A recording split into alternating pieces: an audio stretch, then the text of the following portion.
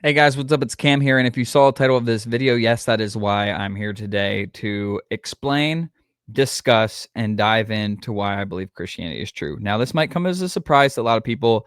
I know I've had a very anti-God, anti-Christianity stance over the last 4 years. Um, but yeah, that's why I'm making this video. I think in the public sphere, it's just easier to record um, my thoughts and send it out to the public, as well as I think this might help impact a lot of people. If you're a Christian, this video is going to help you defend your faith in a better way.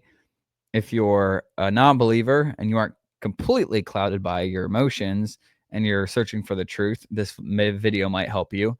And if you're someone who just doesn't really know much about religion because you've never been exposed to it or no one ever said anything to you about it, this video might help you point you in a new direction, I guess. But yeah, so I've been on a crazy journey, man. I've been on a really interesting journey. The last 4 years, I've kind of spent attacking the idea that there is a God. I've took a stance as an atheist, agnostic, whatever it may be. There were times where I was like, "There's absolutely no God. There's no way," and there were times where I was like, I don't know. I couldn't know. I'm just a human being. I'm a 25-year-old dude, or back then it would have been 21, 22, 23. And so that's kind of where I stood. And I don't think it's a ignorant position entirely, but I do think it is an ignorant position in some ways, and we'll get to that. But I wanted to mention that I watched a video that I made. I made a video 2 years ago about 2 years ago. That was I explained the reasons why I left the faith. Now, if you've seen that video, um, if you go back and watch it or not, whatever, um, it's full of emotion. It's full of emotionally driven reasons why I don't believe anymore. And so I actually made a ton of notes here debunking that video, debunking myself, trying to disprove God and why I left Christianity and all this stuff. It really boils down to it was an emotional thing. As it is for most people. Most people believe what they find attractive. If they find a certain idea attractive, and I'm going to talk about that in a little bit, but if they find it attractive and they find it comforting, they'll believe in it, whether it is God or no God. So going forward, before I get into the logical details, because that's why I'm making this video, because I know there's gonna be a ton of people that aren't Christians and they're like, he was so like outspoken about like how it's not real, and why is he making this, why is he changing, or why is he um deciding now that he believes in it, right? So um while I did say that video was emotionally driven, it's ironic because in the video, I'm describing how I felt when I gave my life to Jesus and I had these other experiences. Now, I cracked it up to be emotion in that video. I said it was all emotions and I just labeled it as God to comfort myself, whatever it may be. But I will tell you this, I have not felt anything like that in anything else that I've done in my life. With that being said, I do believe that it was supernatural and it was the Holy Spirit or God working in my life. Um, as a psychology major, I'm very aware that you can think things in your head that aren't true. Of course you can. But in this incident, I think there's some credibility there, at least in my personal experience, that it was different. There's other things in my life that I'm very passionate about. There's people that I love. There are things that I enjoy, like fitness. Um, and I've never felt, even going over 90 miles per hour on my Harley is not anywhere near to the feeling that I have felt when I draw close to God. So, with that being said, I've kind of was real with myself and was like, hey, that wasn't just emotion, essentially. Now, I know that isn't the logical points that you guys are looking for. I'm going to get into those, but I wanted to give like a brief overview of like kind of where I've been to paint the picture. Um, when I didn't believe and when I drew away from the faith and I was trying to prove that God wasn't real, I didn't really tell anybody this. And I was talking to Jocelyn about it the other day. I didn't really tell anybody this, but I still felt that God was real. I still felt like deep down inside, I knew God was real. So I almost felt like instead of being like actually believing there wasn't a God, I was more so wrestling with God. I was upset at God. I wanted to do what I wanted, whatever it may be. And but being a critical thinker, I'm aware that I spent a lot of my younger years believing that and everything. So it could just be this, like, that's how I grew up. I believed that there was a God all the time, and I was trying to, as a non-believer, break this feeling in my head that like God is still there, and God still wants a relationship with me. And I'm constantly trying to fight it. And I'm pushing it away. And I'm like, because this is just like how I was programmed to think, and it's just gonna be there and annoying me all the time. Um, and I have to figure out how to break that.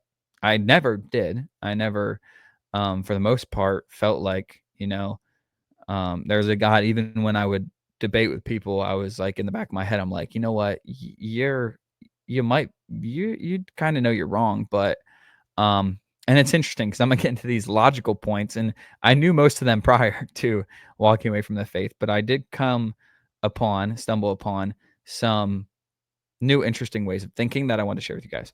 Um, I want to mention Jocelyn. I got out of the army and I was drinking quite a bit. Uh, Important to mention that that video I made on why I left Christianity, that was at a time in my life where I had been drinking every single day for a long time. Now, it wasn't like um, I was comatose all the time, like completely hammered 24/7, like an alcoholic. I would just, you know, drink regularly. I would have a couple beers a night. Some nights go harder than others. But overall, that has a significant impact on your mental health and your emotional health and your spiritual health. So, um, I guess I would say don't take advice from someone who is constantly um, drunk, right? Movies might make it seem cool sometimes, but in reality, drunk advice is just empty. There's nothing there. So I met her, and she really inspired me to kind of better myself. And now I really want to explain this in the right way, so bear with me. But when I first met her, she was wearing a cross necklace, and I remember in my head, I'm like, "Oh, I have no chance with this girl. Like, I am the Antichrist, essentially." That's kind of how I thought. And but anyway, she took a liking to me. I guess that's how you would describe it, right, in a story. And even though I was so like such a mess where I was in my life, and I just come out of really bad relationships and stuff, um, she was like 100% supportive by my side, like, believed in me in a way that I didn't believe in myself, I guess you would say.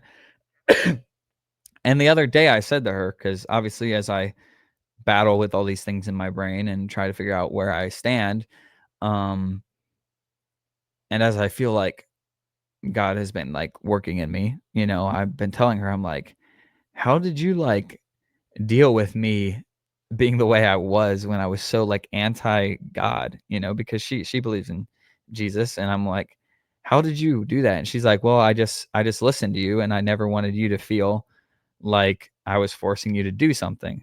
And I was like, huh, interesting. And then the other day, she was like, yeah, it's kind of cool to see because like in a way she was kind of placed in my life because she was like the perfect person that was never ever pushy, never tried to change me or anything, but simply like stoked the fire within myself to become better. And so that led, me just wanting to be better for her led to me focusing on self-discipline. So I want to really lay this out and make it make sense. Um, I was a passionate Christian going into the army. I got away from reading the Bible, going to church, all that type of stuff. Stopped praying, all this stuff. Started doing things here and there, like drinking, girls, whatever it may be. And then on deployment, I decided I was going to walk away from the faith. A ton of details tied into that. I had gone through a breakup on deployment at the same time that I was doubting my faith, and letting go of the faith really allowed me to come back, come home, come to the United States, and basically justify anything I wanted because there was no God. I could do whatever I want. So I came back and obviously was in alcohol quite a bit, and girls, whatever it may be. And whatever it may be. Try not to like make it too, whatever. Um, so yeah, it was convenient. And looking back on it, it was very emotional. And I'm gonna get to that. But my view kind of went from Christian to very laxed Christian to non-believer. And then I had a very like kind of like hatred in my heart towards the idea of God or Christianity. And I spent so much time trying to disprove and fight that. Right. So that's where I was. When I met Jocelyn and I started focusing on self-discipline, I kind of let go of the hatred towards the idea of God, especially like being a religious minor or a religious studies minor. I have these classes on religion. Learning about it's very fascinating. I didn't want to be like this bitter person in every single class that I went to. When I learned about different religions, I want to be open-minded and enjoy it. So I was like, hey, I'm going to stop fighting it and I'm just going to see like what I find out actually is true. And as I focus on self-discipline, because I look up to people like Jocko Willink, retired Navy SEAL, huge on self-discipline and just being a man, being a strong man, a strong leader. Um, his saying is discipline equals freedom.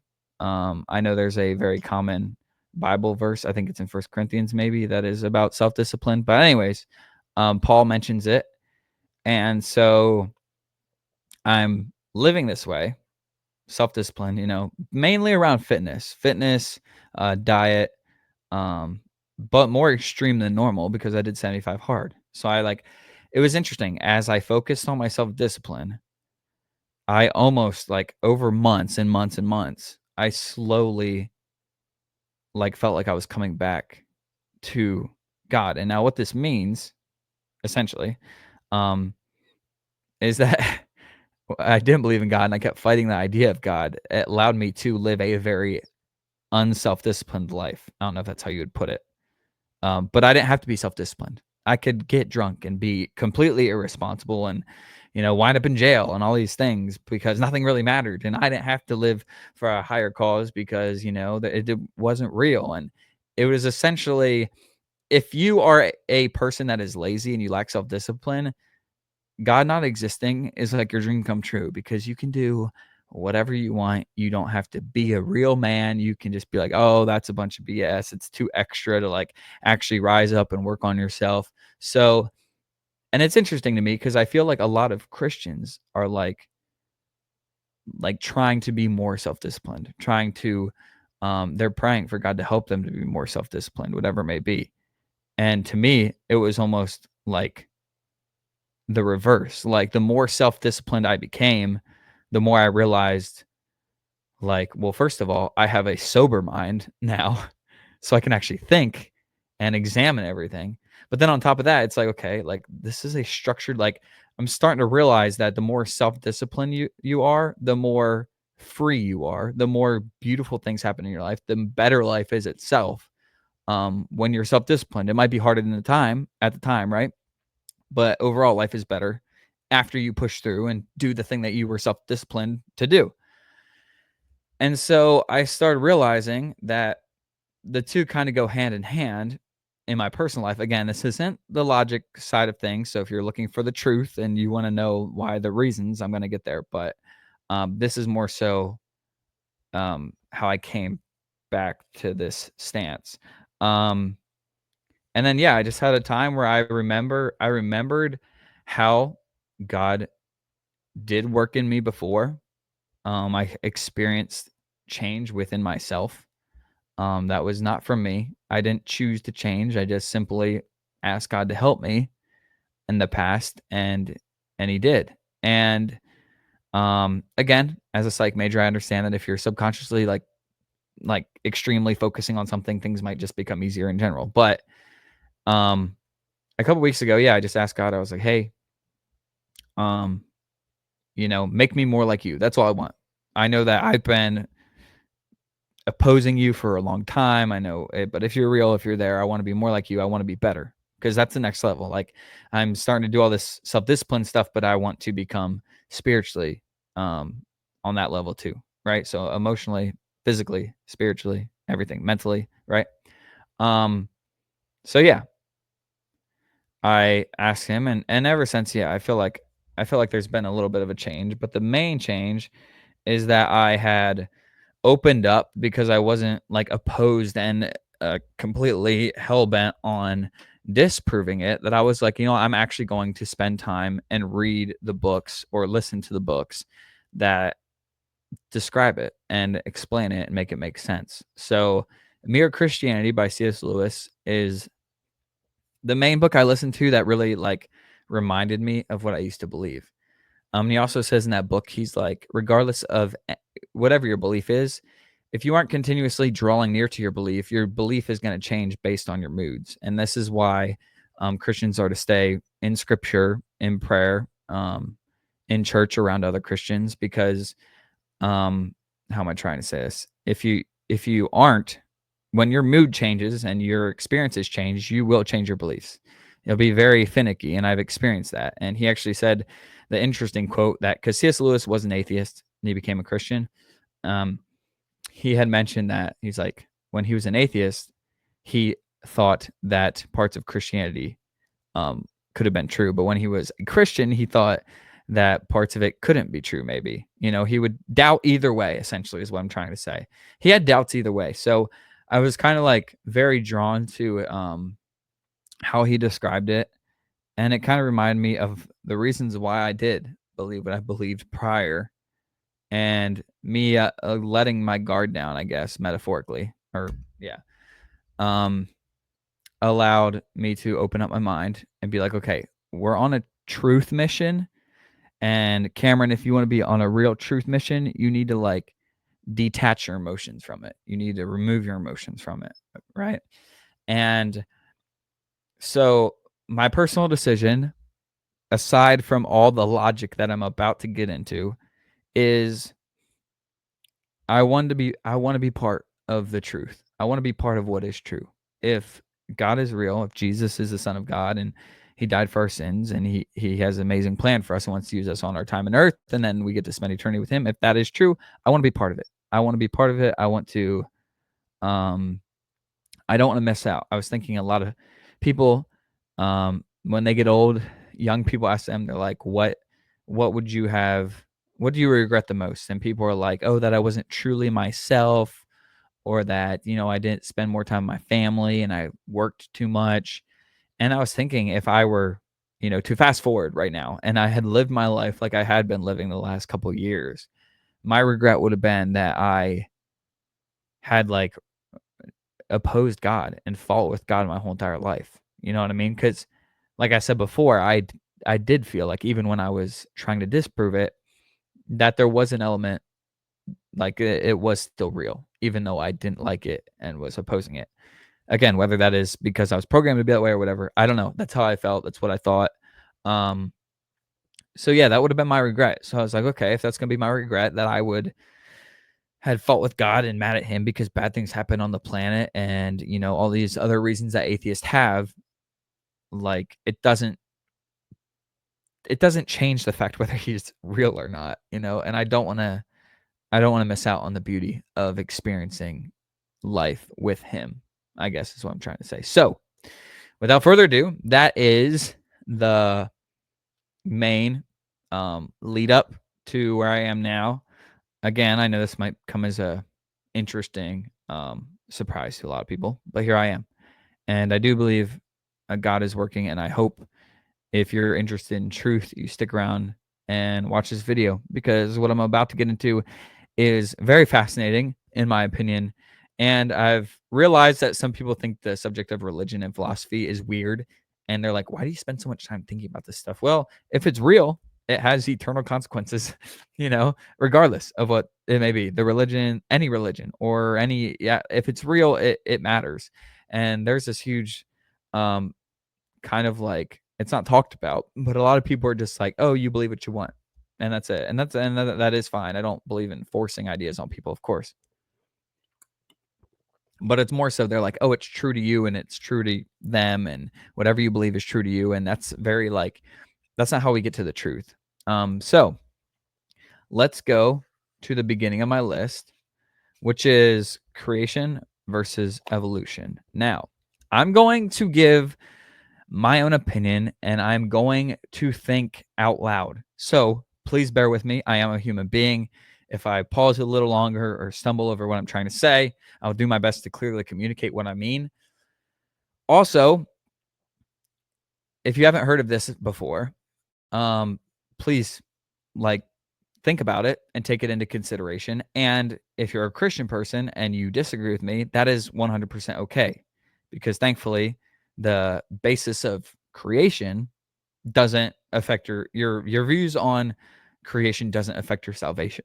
You know what I mean? So we can disagree about it, whatever. But here's the thing. First of all, Darwin's theory of evolution is very flawed, of course. They believe that, you know, there is energy in the universe. It randomly exploded. There were cells somehow formed in the sea, in the oceans. It eventually morphed into a water breathing creature, or you know what I mean, with gills. And then it eventually needed to go on land for food, I guess is probably what they would tell you. So it slowly grew legs over generations, which means that there would be generations in between that had half legs. I don't know. Don't ask me. I never stood 100% for this. I guess I actually probably did. I just was like, oh yeah, we can't know everything, but it doesn't make sense, right?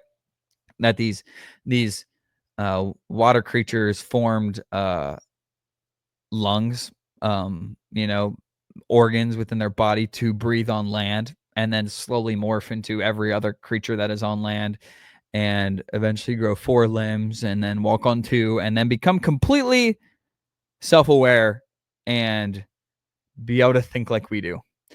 It doesn't make sense. And a lot of agnostics that are searching for the truth, I think, will stand by that, and they'll agree that it doesn't make sense. I mean, at this point, if you say that you believe we were created by aliens, I think that is more of a logical answer and a logical belief than saying you believe in Darwin's theory of evolution. Now, does evolution happen? Yes. Within a species, we have been created to adapt and overcome certain situations. Of course, within a species will adapt, it will evolve, it will change, become better, faster, stronger through breeding, through all these different things. But the belief that a turtle can eventually turn into a giraffe is quite odd and doesn't make any sense. It really doesn't. So now, on the other end, you have people that believe in creation. You have people that believe that God created the heavens and the earth, and in 6 days, he created everything. And then on the 7th day, he rested. Now, there are Christians, and mind you, before I go any farther in this, even as a believer now, I think that I've been given a very interesting perspective because I've been on the outside for quite a while, and I've examined the things that atheists believe, right? And how they think, because I was one. But Christians, a lot of them do a very poor job, of trying to communicate with people who don't believe. And you're gonna kind of see what I'm saying here. So again, whether you believe the earth was created in 6 days or not, it doesn't tie into your salvation. But C.S. Lewis used this analogy that I'm going to talk a little bit more about later, but it's essentially, I'll just talk about it now. It's the nutshell, that the nut is within the shell, and the nut is the protein source, the food. That's what you want, right? You're carrying it around, but there's a shell around it. Now, you can't really see the nutshell fully. You can't fully understand it. So you're just going to throw it off to the side and continue on. No, you're going to hang on to it because you know that what is in there is true. And now, as we discover things as humans, as science makes discoveries, we chip away at the nutshell. We chip away slowly at it, and we get closer and closer to the truth. The best way for me to think about this is that Christians used to say that people who were sick, they used to think they were possessed. Okay, science has come to show that bacteria, infection, all this stuff makes people sick. Maybe they weren't possessed, right? Okay, so does that disprove God because people were wrong in their assumptions? No. But we can chip away and be like, okay, we can start to see different things. This is kind of a thing that I believe with the 6 days. I think that because, in order for matter, space, and time to exist, the creator has to have no matter. He has to be spaceless and timeless. He has to be outside of time. So a God outside of time is giving the word to a man, and the man writes it down as a day. Now, I am a 100% firm believer that a day in Genesis 1 is not one day. Why? Because we have scientific evidence. We have carbon dating that shows that the earth is millions, billions years old and that things have been around for millions and billions of years. So, this is why a lot of non-believers don't even bother listening to Christians, because a lot of Christians will be like, they'll think they'll almost treat it as like a self-righteous thing. Well, God can create the earth in 6 days. He did. Okay, so you would think like the earth is like 6,000 years old. Like that is scientifically wrong. You are wrong. Unless you think that God put stuff in the creation when he was making it to show humans in the future and deceive them that it's way older than it is. So, with that being said, a God outside of time, man recording it the best of his knowledge, writes a day, the first day, the second day, right? A day could have been a million years. A day could have been multi-million years. A day could have been billion years. We don't know. But what we do know is that in Genesis 1, God creates the birds and the sea creatures on day 5. He creates sea creatures and the birds on day 5. And it isn't till day 6 that he creates land animals and humans. So, where am I going with this? Well, from my own brain. And whether this is crazy or I'm onto something, I don't know. But from my own brain, matches up pretty well with what scientists are trying to communicate through evolution. They're just completely in denial that there's a God. But they want to believe that the sea creatures in the sea existed millions and millions of years before land creatures did. And then they slowly evolved and came up on land. But in Genesis 1, we see in day 5, God created the sea creatures and the birds. And if a day in Genesis 1 is a multi-million years, then it would have been millions of years until, or however long, right? Until creatures started walking on land. So if that ain't trippy, I don't know what is, but that's what I've gathered. I, as a non-believer, opened up the Bible. I was going to start studying it. I made it through Genesis 1, and I said, wait a second. This is interesting, you know? And you can kind of see, you have to be critical thinker about this stuff. And I think God like has given us the knowledge and the brains to decipher through it. A lot of people are just like, no, it means what it means. Okay, so when it said that God created the heavens and the earth, and then it went on day 5, God created the birds to fly across the heavens. Do you think the birds are flying across the heavens, or do you think the heavens was seen as like the sky and space because man didn't know what it was? The heavens and the earth, you know? So very interesting, because you have to be able to think and tie these things together. So that's my thought. If you take a basic biology class, I think that's enough to make a human being go, huh, we didn't just evolve into that. When you study the cells, the different part of a cell and your body's made up of how many thousands and thousands of cells, or that a strand of DNA, if you stretch it out, is 2 meters long. I learned that the other day. And then I'm learning about how cells generate energy and your body produces stuff, and I'm just sitting there. I'm like, this looks like a mini factory. It looks like it's designed like a little factory, like engineered with like parts that work together, and that certain enzymes that break down certain things that you ingest are shaped specifically to break down the enzyme. And when someone has an enzyme deficiency, they have a trouble breaking it down, and that's why they have a health issue. So you see, all these things are very, very, very detailed, and it's really mind-boggling to me. So that's my thoughts on creation. I really do. I'm walking around, as a non-believer, and I'm just like, do I really believe that this all came out of nowhere? And then I've always be like, well, if the earth is billions of years old, my mind can't even grasp how long that is and how many changes can happen over that amount of time. But yeah, there would have to be a lot of in-between species. You know what I mean? That there isn't. And that those in-between species would even make it to reproduce, because of their mutations, is highly unlikely. So that is my creation spiel. And again, like I said, I think it's going to come into play later that God is a supernatural being. He's outside of space, time, and matter. If he created everything, he has to be, right? Because something can't come out of nothing, is essentially the argument that I'm presenting with creation. So it makes sense. Now, if you think that makes sense, well, we're on to step one, which is that there is a God. So cool, right? One of the biggest things that I struggled with and I thought people believed because was comfort. I, on deployment, had a very lonely time. I had amazing guys on deployment with me. I had a blast.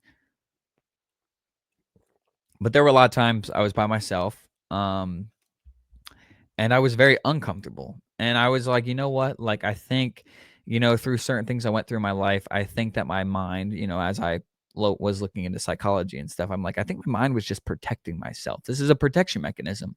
If you can believe that everything is God's will and that someday you're going to die and go to heaven and that your loved ones may be in heaven, this is just a comfy, cozy time. This is why people believe it. People come to the church after they lose loved ones. Crazy things happen. That's why at the beginning of this video, if I didn't say, I think I did, but if I didn't, nothing crazy happened in my life um, to give me the stance I do now. It was just a slow transformation, and I want to say that I'm still highly imperfect. I continue to battle and think. I'm like, what do I even do now? You know what I mean? Because I'm so, whatever. So don't think I'm not like a good Christian yet. You know what I mean? I'm still struggling quite a bit. But anyways, I was like, people believe this for comfort, And then as I slowly started to think from a logical perspective, well, Cameron, didn't believe in God for comfort. So either way, you know, if God is real, first of all, and people are comforted by it, well, if he was real, they would be comforted by it, right? But also people are comforted by everything or all different types of things. And just because somebody believes in something for comfort doesn't disprove it. So you see a group of Christians, someone's in the hospital, they're all praying. You might think, okay, they're just doing that for comfort. Okay, but does that hold any value that can disprove that God is real? Yes, it brings them comfort. Does it prove that God isn't real? No. So I was like, that was my stance. And I was like, I was more comfortable because I'll get into it a little bit. I believe that certain parts of Christianity aren't comfortable. And so not having to deal with those and face those things, I was very like, I was subconsciously comforting myself because I didn't have to worry about it anymore, essentially. And I was free to do what I want. Nothing really mattered. Whatever I did was just part of my evolutionary instinctual process, et cetera, et cetera. I'm just an animal. I can do whatever I want. Nothing matters. Right. That's quite comforting, especially if you want to live not the best life and then you don't have to worry about anything happening after life. Oh, it's so comfortable, man. It's more comfortable than believing in anything. Um, so the reason I want to explain now why I don't believe based on comfort, while I do say, and I do believe that because God is real, He will provide you with comfort, and He will give you peace, and He will give you hope, and He will give you joy in the midst of hardship. And if you believe in Him, you can believe that everything is working together for the good and the glory of Him. Now, to get to the uncomfortable part, well, as a non-Christian, as a Christian, as a believer, you are pretty much guaranteed to undergo some type of persecution, whether it's just verbal bullying or people thinking you're weird or people thinking you're different or whatever it may be. That's it. We live in a country that we're fortunate enough that we don't have to worry about persecution really, like physically, harmfully, right? Um, but yeah, it's the unpopular thing for the most part. I mean, there's obviously a bunch of people that do believe in God and you have a huge support system, but it's quite uncomfortable at times, especially when I was in the environment I was in, which was in the army. It was not a popular thing. So, um, it was uncomfortable. Um, when I used to be a believer, and even now, I think that one of the more uncomfortable things that I actually struggled with, and this is actually something that I consciously thought about when I was a non-believer, is that according to Christianity, biblical Christianity, there are a lot of people that are not going to go to heaven. And that hurts my heart so much because if somebody lives a terrible life and they go to hell. It's like, okay, I don't want anyone to go to hell, right? But it's like I kind of can get it, right? Justice is served. But what about all the good people that live like I'm talking about like morally good, good-hearted people, right? Or even people you care about that you're like, well, biblically, probably not. Well, what I feel like God has kind of been putting on my heart lately is number one, I'm not the judge. I don't get to judge. So if I'm not judging, I shouldn't stress about it as much. Obviously, you're supposed to share the gospel, right? I'm not saying not to do that. I'm not saying don't care. But I'm saying like he's the judge. I don't know. Um and also that God looks at the heart and God judges everyone based off their individual circumstances that they have been given. So, regardless of my feelings of any of that, again, it doesn't have any impact on the truth.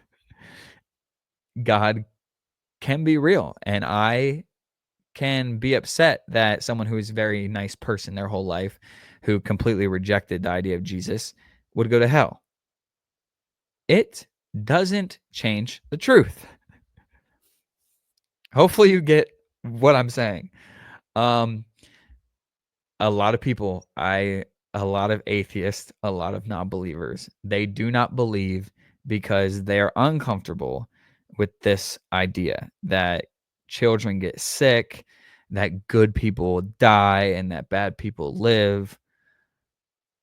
All sorts of emotional reasons to be upset and to not believe in their head, right? So I do think, I'm using this as a form of evidence to say that I think believing in it, while it does have comfort for the believer, there's a lot of discomfort when it comes to facing certain things and accepting certain things and not knowing certain things, you know. Um, so yeah, it's very overwhelming. I think, like I said, I've been trying to do my best to just give that subject to God and be like, hey, use me. I'm willing. At this point, I've been all around, baby. I'm not ashamed. I'm not crazy. I'm not like worried about, facing someone and their opinions. Like I've been a believer and argued with atheists. I've been an atheist and argued with Christians. And now I've come back to the position of being a Christian. I have my arguments and my reasons pretty well laid out. So if anyone wants to approach me and they're actually interested in what is true, I think I can have a really good discussion. If they aren't, and they have a bunch of emotion or underlying intentions, I can recognize that pretty well because that's how I was over the last 4 years. So hopefully God can use me in a way that is, you know, um, I learned from the outside how it is and how they think and the things that are in between them and God. And it's unfortunate because it's like, anyways, it's like God wants a personal relationship with them, but they're letting all of these other things impact it. And it's like, okay, I understand that you have a difficult time coming to terms with this issue, but it doesn't change whether it's true or not. And there are still issues like that for me. And that I just like, this is pretty recent. I'm not sure when I'll release this, but this is a pretty recent transformation for me. So I'm like, I still have a lot to work on. I still have a lot of things I'm like, but God, why? You know, why? Is that has to happen in us? We're human beings. We've been here a couple years, compared to the grand scheme of things, and someone who's outside of time and can see the beginning and the end, right? So we think we know so much. Um, this is probably one of the biggest reasons people don't believe, and that is how believers act. Now, again, with this being a recent change, I still feel pretty uncomfortable going into a church, not gonna lie. Um, there is a lot of people that I guess they don't act in the way they think they are. They do a pretty poor job of communicating and loving the way they think they are, right? They're not very self-aware, and I think this is ironic that when I was a Christian, I used to pray, and I was so frustrated because I felt like I wasn't leading anybody to Jesus, and I would be so frustrated, and I would pray to God. I'd be like, "Help me understand people that don't know you, because I want to be a better communicator." And here I am, you know, all the crazy things I went through. I definitely have a better understanding of how they think now. Um, but people won't believe because Christians are hypocritical or judgmental. I want nothing to do with going to church. Like the people there are just like so judgmental, so hypocritical. Like, okay, again, does it affect what is true? No. I know a lot of amazing Christians, a lot of great people. Probably the best people I know in my life are Christians, and there are some of the best people I know in my life that are not religious at all. And some of the worst people I know in my life are Christians, and some of the worst people I know in my life are not Christian at all. So, what do we see through this? Well, there are judgmental, hypocritical people of all beliefs. But when it comes to this one, they like to use it as an excuse. So that's interesting to me. It's almost the equivalent of saying if somebody is nice to you, you're going to believe what they believe. It's like, oh yeah, the guy that believes that the earth is flat, he's so nice to me all the time. I think I believe the earth is flat now. That's how much that statement makes sense of, oh, I don't believe in Christianity. Christians are a bunch of whatever, right? Also Christians though do better, right? Um yeah. So it's just a very faulty um reason. And I don't know whether God will judge the Christians who act poorly and push these people away. And I don't know if God will judge or how God will judge the people who simply don't believe based on other people's actions. If that's your reason for not believing, you're essentially allowing other people to make a decision for you and make an eternal decision for you. That's what you're doing. You're saying, okay, this person's rude and she claims to be a Christian, and she's so snobby. She just drinks wine all the time. She's had drunk half the time. How can she even claim to be a Christian? I never want to be like that. You're letting that person get in between you and God. And that is so unnecessary. It makes no sense. There's no logic behind it. Um, and it breaks my heart because this is where you see a lot of people in the world are like, whatever they're struggling with, they feel judged by the church. And so they want nothing to do with it. And they may miss out on the beauty because they don't understand the full story. All they see is these people that judge them. When the people that are judging are struggling with their own problems. You know what I mean? So it's very, very hypocritical. It is, and it's contradicting and it's frustrating. But like I said, removing emotion, it doesn't affect what is true. So, you know, I find that quite interesting. And my goal, sorry, my goal is to try to do my part in changing that stigma because I know from like just talking and being amongst other non-believers that is probably the biggest thing that keeps them away from believing. Unfortunately. So it breaks my heart, man. It breaks my heart because I'm like, if these people could just understand like how God really sees them, the beautiful things that could happen. So let's get into oh yeah, I did want to mention though on the thing of like how people act. That's I was talking about like people be like, oh, Christians are judgmental, but a lot of things I hear or an argument I hear a lot of the time is that look what religion has done in the past. Look at these wars. People have fought and killed each other over their religious beliefs, blah, blah, blah, blah, blah. Like the Catholic Church at one point, they said if you paid them, you would go to heaven. That's so manipulative. That's obviously not true. Okay. Again, these are actions of people. These are actions of humans. Has nothing to do with what is true. And how do people not see this? I understand they can be like, if religion is, or if somebody believes in something the wrong way or takes it the wrong way and does something evil with it, that itself is terrible. And yes, obviously. But saying, oh, it's not true because, They used to make people pay them. What? That doesn't even, like, humans are evil and they're going to twist everything anyway. You know what I mean? So that loses credibility to me instantly when people say that. I'm like, okay, but that doesn't disprove anything.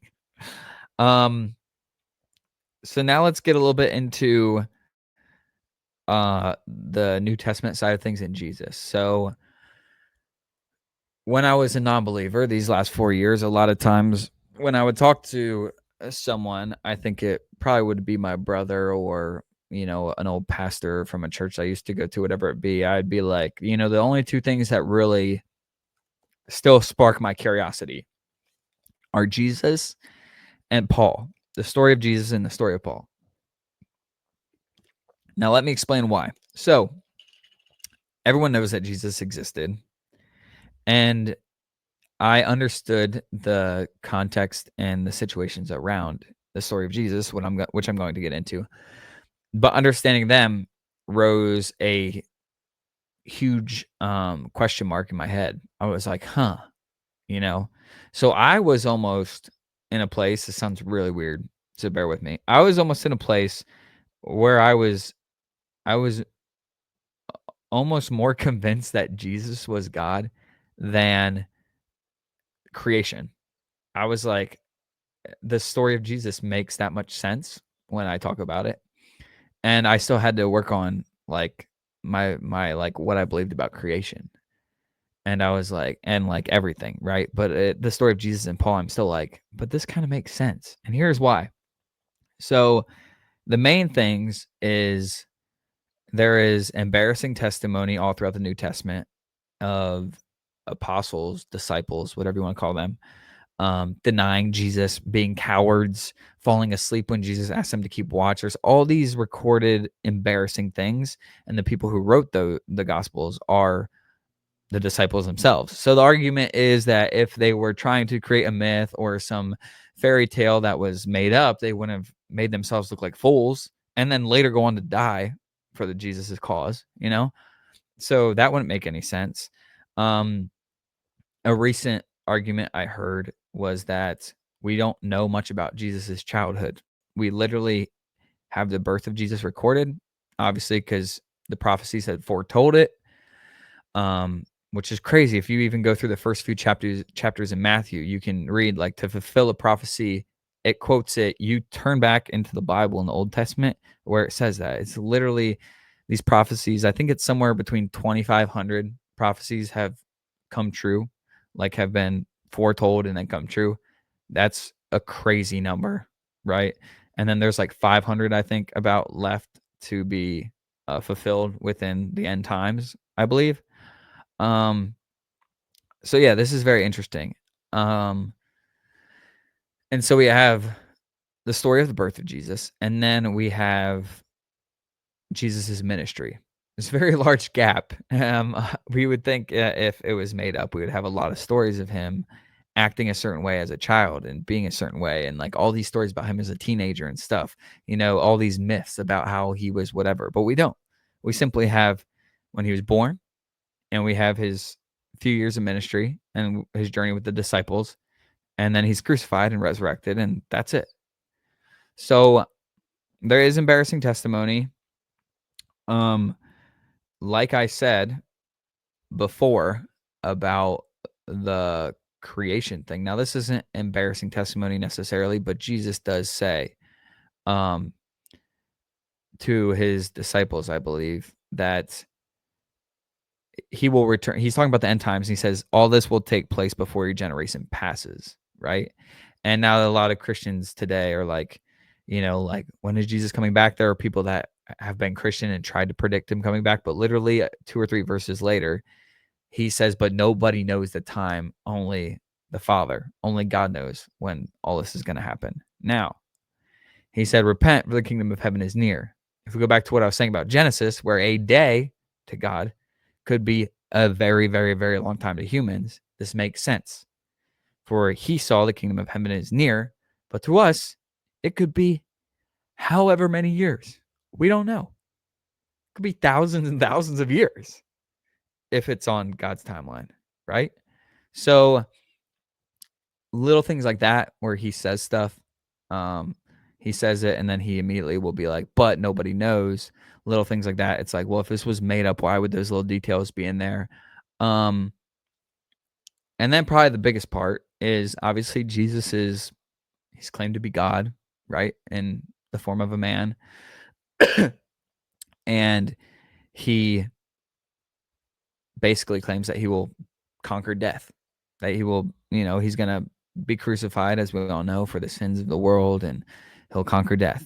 Now, 3 days passes and he rises. That is the story. For those of you guys who don't believe, that is the story.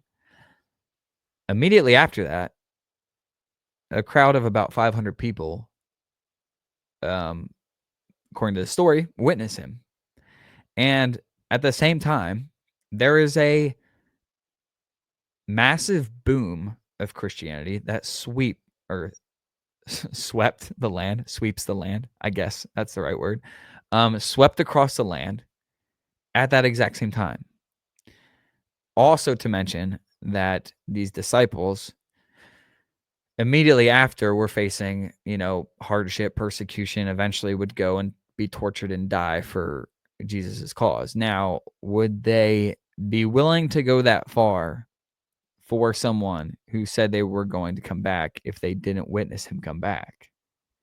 If somebody told me, "Hey, I'm going to die, but I will be back," and then they die, I'd be like, "Well, this guy was full of it. This guy was crazy, right? This guy is just like a liar." And that's what people say. People who will argue the case are like, Jesus is either a lunatic, a liar, or Lord. So those are your three options, because he can't be anything else. So that changed. And I will say, a lot of people want to say people were willing to die for it. That proves that is true. That doesn't prove anything, actually, because people were willing to die for crazy things, like monks setting themselves on fire to protest war, and people drinking Kool-Aid because some cult leader told them to.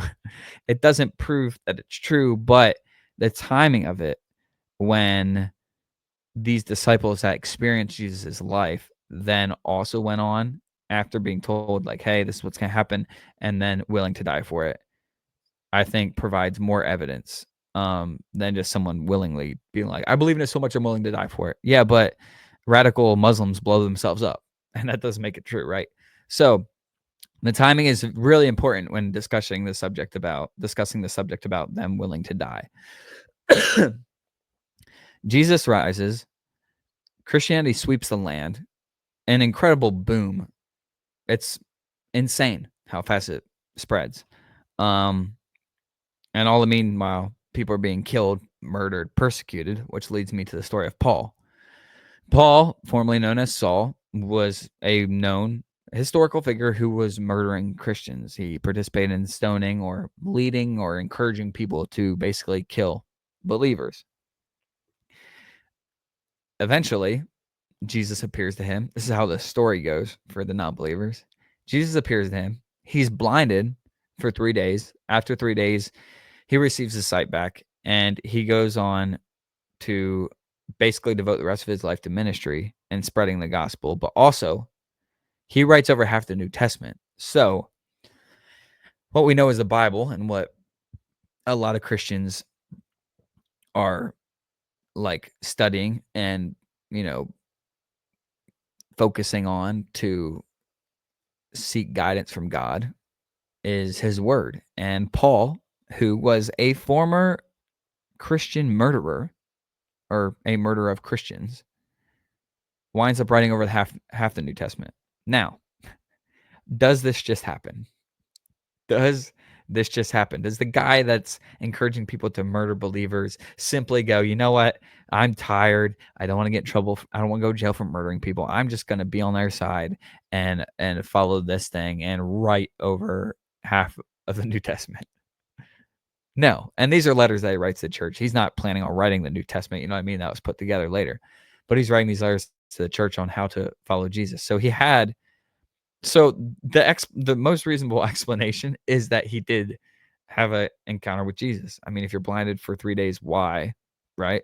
But then also to do a complete 180 and be as passionate as he was, and do all the traveling he did. And yeah, I think Paul's life is an extreme um, testimony and a huge form of evidence when looking at um, evidence for Christianity itself and Jesus being the Son of God. So that is really cool. I'm getting closer to where I want to wrap this up, but I do want to just re-acknowledge the nutshell allergy. Did I say allergy? The nutshell allergy. What the heck? Oh, dude, my brain is gone. This is like 8 p.m. at night. Analogy, the nutshell analogy. There we go. You know, I don't know. But I do want to re-acknowledge that because I think that's so interesting. When I heard that, I was like, well, yeah, there's a bunch of these things that people like misunderstood or didn't know. And as we go, we see science and Christianity um meshing together hand in hand. And it's very fascinating. And there are some very, very, very, very conservative Christians that will not budge whatsoever, and they'll stick by whatever they misinterpreted, and they will continue to do so forever. Um, I don't think that has any effect on their salvation. So, but I do think it has effect on your testimony and witnessing to people how effective you can be. Um, so yeah, I'd encourage you to continue chipping away. This is why we should continue to think and continue to research and do all this thinking and studying and learning because we're made to do that. We aren't called to just sit here and be like, "Oh, God's got it." Like, yeah, but also be active and be part of the story. You know what I mean? Like, be part of the journey. Um, so with that being said, I did want to acknowledge one tip or one topic, and that is that a lot of people had said when I left Christianity, they're like, "Oh, don't worry, he'll be back." Now, I had done my best in my last 4 years to fight that so hard and be like, these people think I'm coming back. They don't know who I am. Well, very emotional standpoint again, very bitter, very up in arms against it. But yeah, I think the people who did say that also are people who have a relationship with God and they know how God works. And I think that because I've experienced God when I was younger, um, this was kind of the journey that I had set in front of me in order to basically learn what I needed to learn and experience what I needed to experience, and ultimately, hopefully, come back and be even closer to him than I was before. I mean, I've kind of, I guess, fortunately or unfortunately, I guess it doesn't really, I can't really put a title on it, but I have like a prodigal son story now. And, that's, I guess, kind of cool. I don't know. What am I going to do? How do I cope with it? Um, but yeah, I'm very imperfect. And I know that going forward. But this video is about truth and finding the truth, right? So, another thing I wanted to talk about when it came to me realizing this is this might sound kind of funny to people, but just hang with me. All right. Me and Jocelyn decided to get Theo, which is our dog, our little puppy. And obviously, I was not a believer at the time. And when I got Theo, I was like, for some reason, I've always been attached to animals. I've always liked animals, but I was so in love with him, man. I still am. He's just my little homie. He's literally balled up on the bed right now, sitting right next to me, completely passed out because we went on a long walk earlier. But I love that man to death. I would protect him with everything I have, right? I got him when he was just a little over 8 weeks old, and this little guy wanted to eat everything. He wanted to smell everything. He wanted to chew on everything. To he was curious. He wanted to explore, as all ignorant naive things want to do.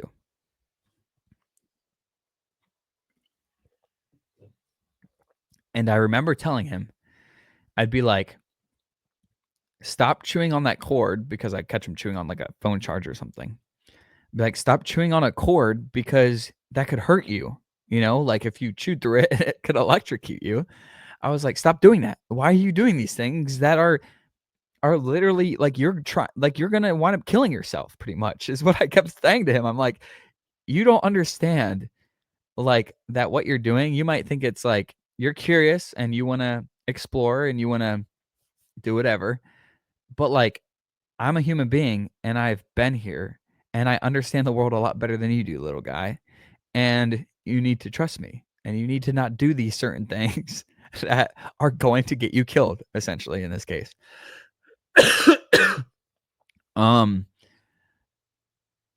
so I'm sure people would know where I'm going with this, but I had this realization that, Theo trying to understand me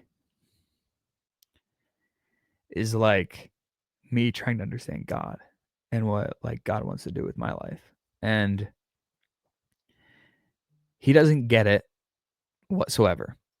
He doesn't understand why I'm like, "Hey, don't do this. Hey, don't do this. This isn't good for you. Just please trust me. Don't stay away from that cord. Don't do that." Or the one time he got in the trash can and tried to eat a chicken bone, and I had to like grab it out of his mouth and like pull it out of his throat, essentially. And I'm like, "What are you doing? Don't you understand that these things are bad for you and it's going to hurt you?"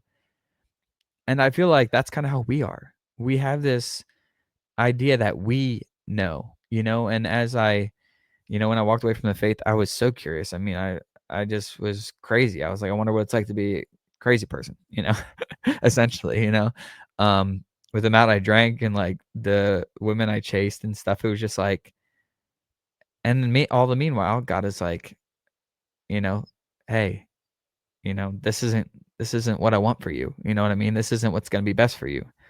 So, and I can logically see that, of course. Like there are things, I think this all the time. There are things that we're told to do and not to do, and literally if you do those things, it leads to a better life. It really does. There are things that people take um out of context. There are things that people blow up that aren't meant to be the way they are.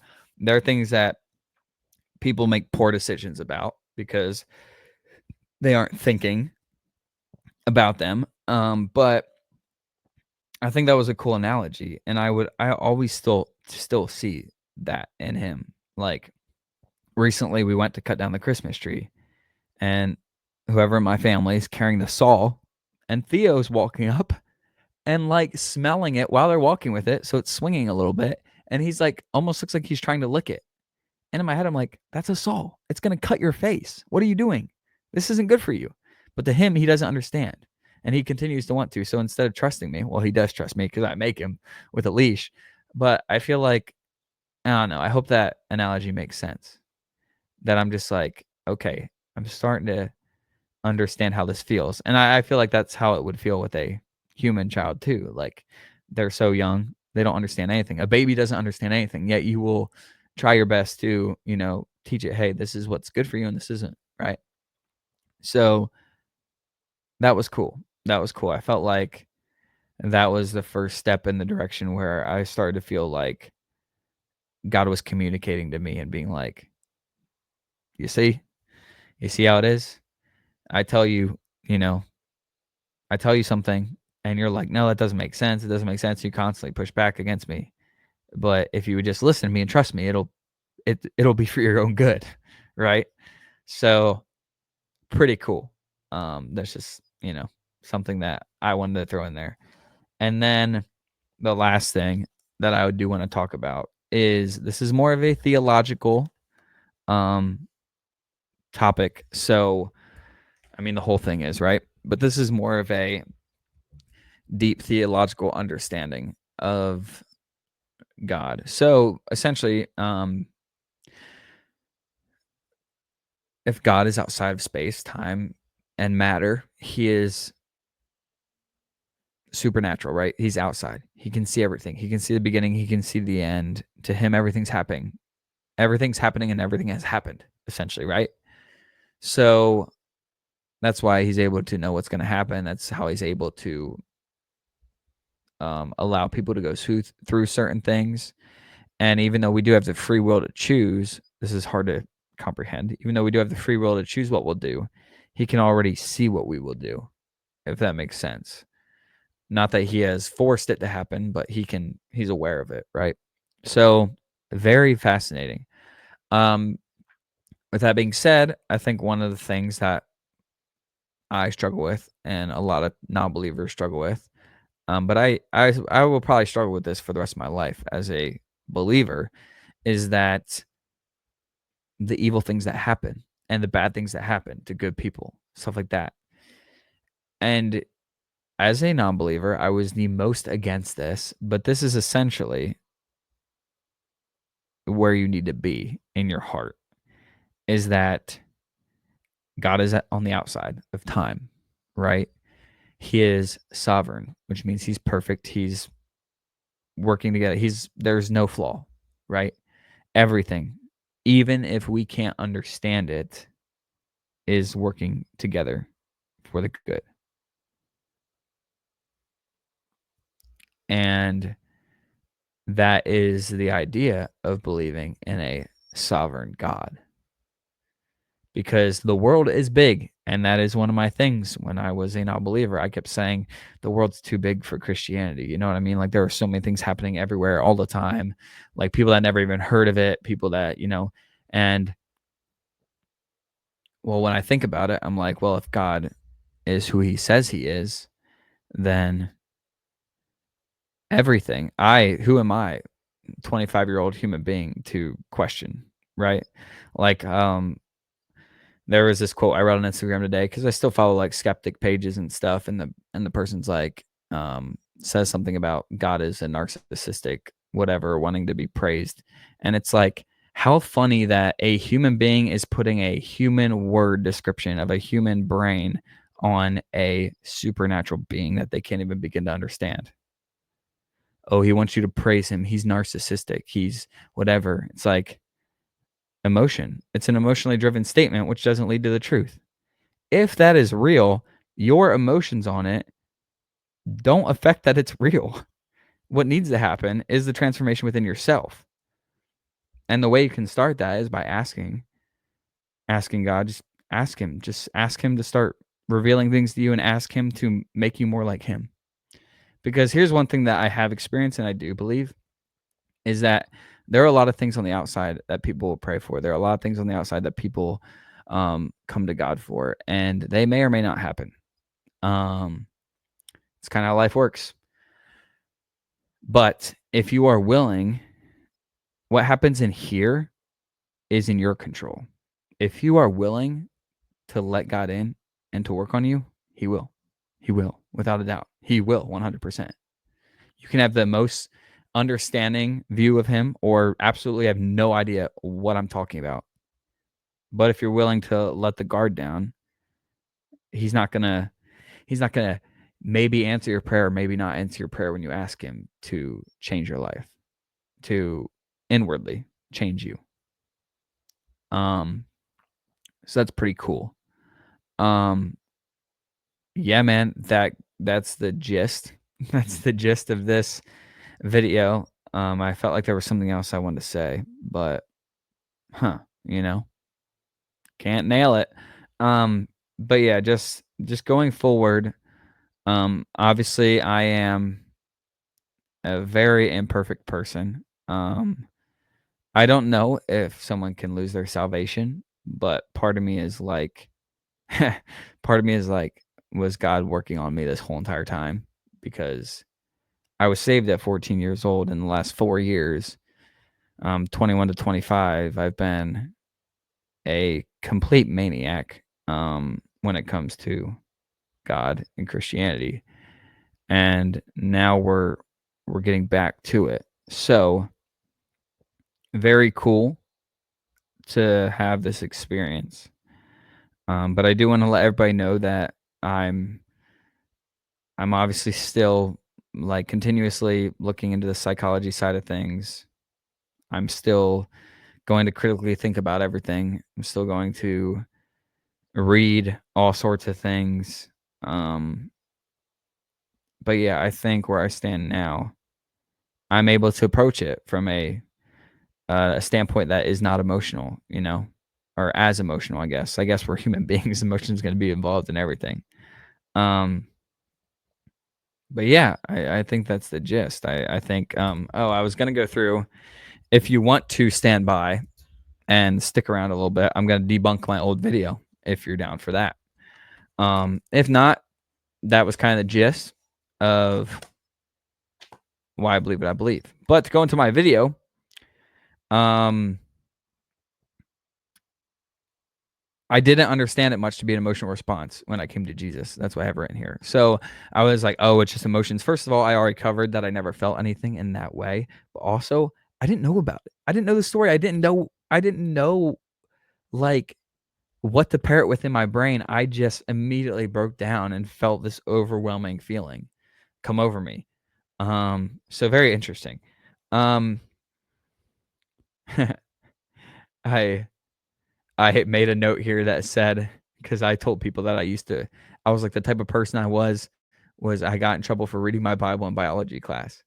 And I wrote here, perhaps if I would have listened more in biology, it would have impacted me more than the Bible itself because of the evidence that you see and how detailed science is. um, I tried to write off my passion for God and Jesus as my personality, that I'm a very extreme person. I'm usually black or white on most things. Um, I'm either all in or all out. You see this in my life when it comes to fitness, certain things like that.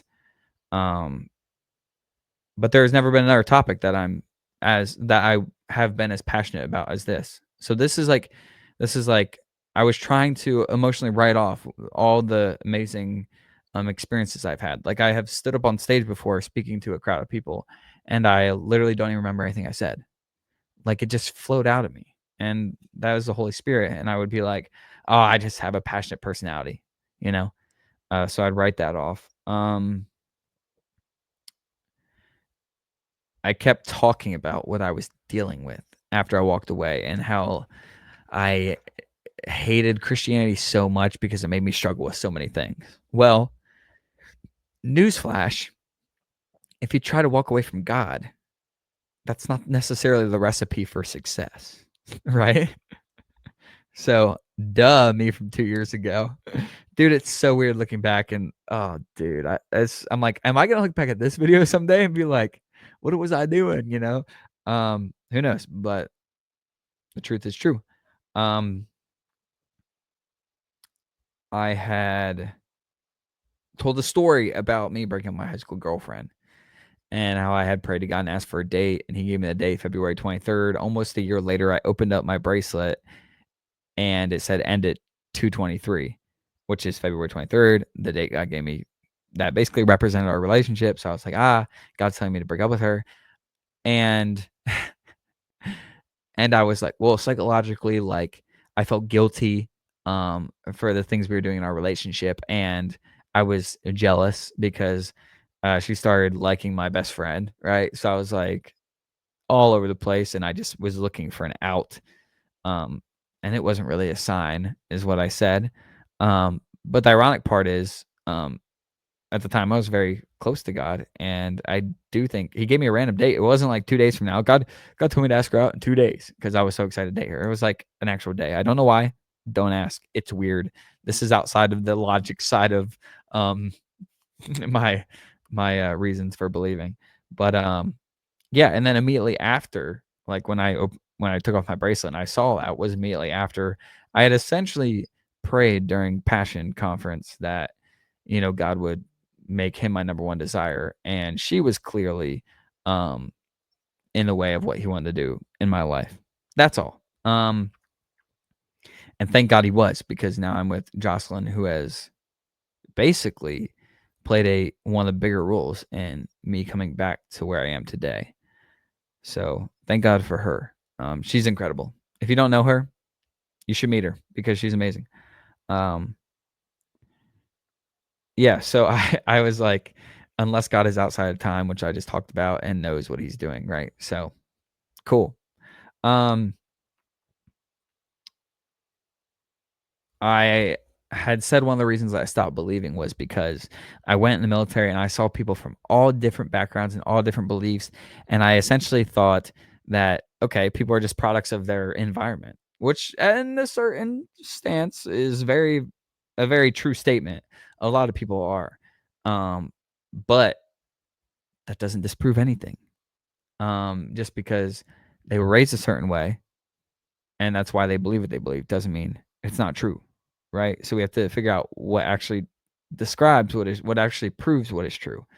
Um, so yeah, I think that kind of just threw me for a jumble and it got in my own head because I was like, well, now I see all these people believing what they were taught when they grew up. I just believe what I was taught when I grew up. Huh. Interesting. And obviously, like, different denominations of Christianity teach different things and stuff. So there's some change in there, but for the most part, Christianity is what is prominent in the United States. So I was like, I'm just a product of my environment. None of this actually is real. And so I struggled with that. Um, but again, it doesn't disprove anything. Um, if I were to have faith and just believe that, what happened across the ocean made its way over here for a reason and I got to be part of it, that's a beautiful thing, but that's also emotionally attached. So, pause. um,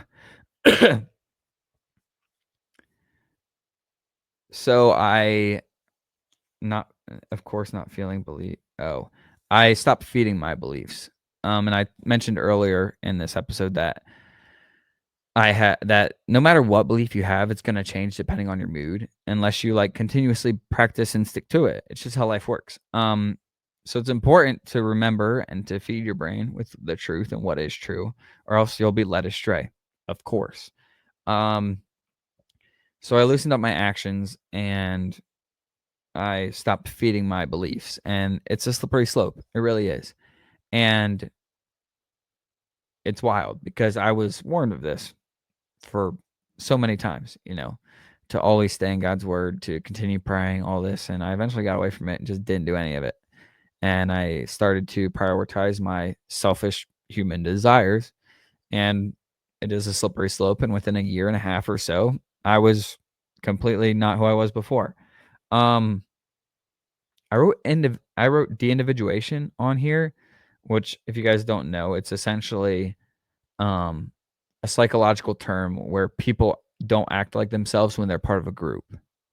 And now I had been pondering, I don't know if this is actually a 100% completely reliable statement, but I had been wondering if like I experienced de-individuation in the army because now you're not so much yourself. I wasn't Cameron Ungst, who was that Christian kid anymore. I was just part of a big organization and nobody really cares. And like when you are de-individual, when you're experiencing de-individuation, you're more apt to do things that you wouldn't do because you're part of a bigger group.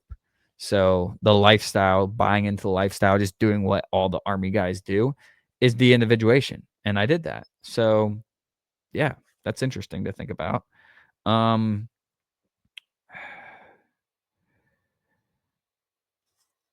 Open-minded versus empty-minded. I wanted to hit on that because I read in the beginning of the book, I Don't Have Enough Faith to Be an Atheist. He's like, there's a difference between open-minded and empty-minded.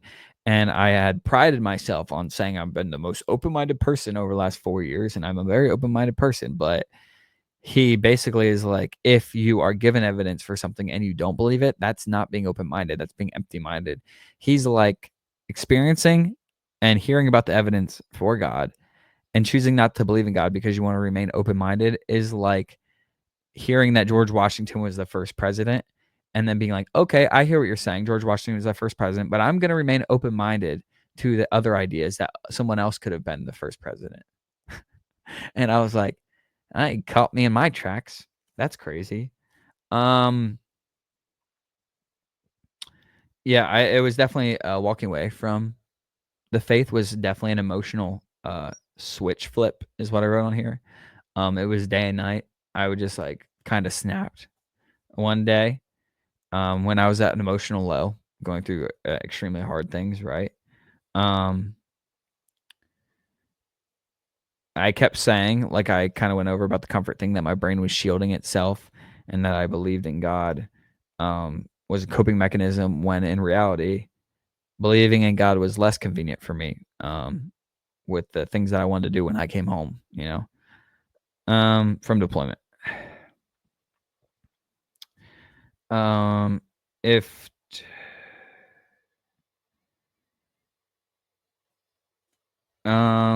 suffering leads to strength and transformation. This kind of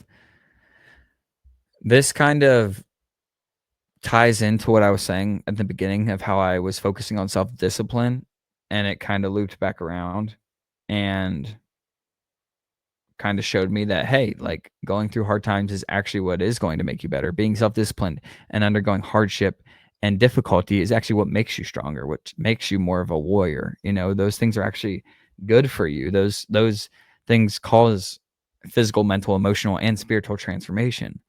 So those are all good things.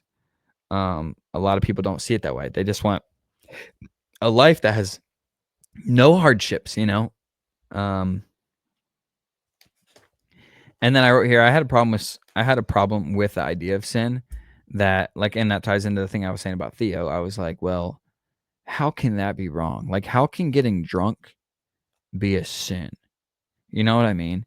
And this is the problem, is that a lot of modern day Christians who are more devout in their faith. There's a lot of people that just claim to be Christian and don't really live it. But a lot of people who are very devout become very checklist Christians, which is like, is this right or wrong? It's right. Okay, I'll do it. Is this right or wrong? Oh, it's wrong. It's wrong. I'm not going to do that. I'm not going to do that. It's wrong. And then in the meantime, there's a bunch of other things that are wrong that they're doing, and they just are completely blind to them, which is extremely frustrating as a non-believer or a believer looking in, right? So I'm like, um, I had an issue with some certain things. I was like, why would the God in the universe like even care if I got drunk? Like what's the point? And whatever it may be. And it's like, again, that's such an emotional standpoint, because if it is considered to not be good, which you actually realize it's actually terrible for your life, so you realize that what he's telling you is good, how to live a good life. Don't do that, and your life will be significantly better. Yes, it will, because almost everything that I regret in my life, I have done under the influence of alcohol. Everything else may have made the wrong decision, but at the time I thought it was an okay decision or a right decision, so I did, and I don't regret it. So yeah. Um, and the coolest way C.S. Lewis put it, and I love this more than anything, is he's like, we're here on earth, and eternity is there. The afterlife is there. And through your time on earth, you become more of a heavenly creature or a hellish creature. And that's kind of where your actions come into play. How you're acting is either allowing you to transform and be more fit for a heavenly place. You're becoming more like Christ. You're becoming closer to God, more like Jesus, or you're becoming more of a hellish creature. You're destroying your soul. You're basically ruining yourself during your time on here. So the way to become more heavenly, obviously, is draw near to Him. And I thought that was really cool, because I am very fascinated in becoming more of a heavenly creature nowadays. My delusions of hellish creatures being cool has worn off quite well. So I've gotten away from thinking being a not so good person is like a cool thing. um I just kept saying I felt like I was betrayed. I felt like I was betrayed by the church because they lied to me. They lied to me. And I bet people that watched that were like, what are you talking about? But yeah, I was basically describing the struggles of walking away from God. Of course. Of course there are struggles. Did he not understand that? Did me 4 years, 2 years, whatever, not understand that? Whatever. Um and yeah, I think like as I come back to Christianity that I have a completely um more well-rounded view of everything, which I am thankful for. Um, but one of the things I had written in here from my video that I think is a fair point is I was so upset that my view of women was like wrong. And I was like, the church basically programmed me to think that women, like to even look at a woman or talk to a woman was almost like sin. I felt bad. I felt guilty. And looking back and to describe that, I really just think like, I mean, at that time I had a very, very bad view on women when it came to like how things were supposed to be in relationships, right? So I kind of created that problem within myself, because what I was doing wasn't just talking to women or being whatever. It was like being emotionally turned off and just basically being selfish. And of course, you're going to feel like a piece of poo, if that's how you're living, right? So that's very interesting. So this is my story. Um, as I go forward, to the Christian people, please read Mere Christianity if you have not. I think more Christians than non-Christians need to read that book because it is about Christianity. I think C.S. Lewis points out a lot of good things when it comes to judging others and living that way. Um, a majority of Christians are just so like in the book, I don't have enough faith to be an atheist when it starts out. It's like somebody said, the problem with Christianity is Christians. The biggest problem with Christianity is Christians. It's like, yeah, this whole like self-righteous, like whatever stance that they take, checklisty, all they care about is like the details of what you're doing. And I had often, as I've come closer to God over the last few months, I kept thinking to myself, I'm like, God looks at the heart, doesn't he? God looks at the heart, doesn't he? God looks at the heart, doesn't he? And I didn't even believe in God at the time, or I said I didn't. And I was like, why are people like, there are Christian, self proclaimed Christians who are doing good things, but the intentions in their heart are impure.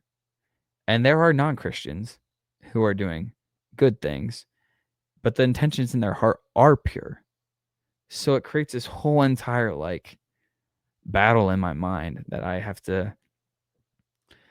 guess I don't have to figure it out, but I'd like to spend more time thinking about it.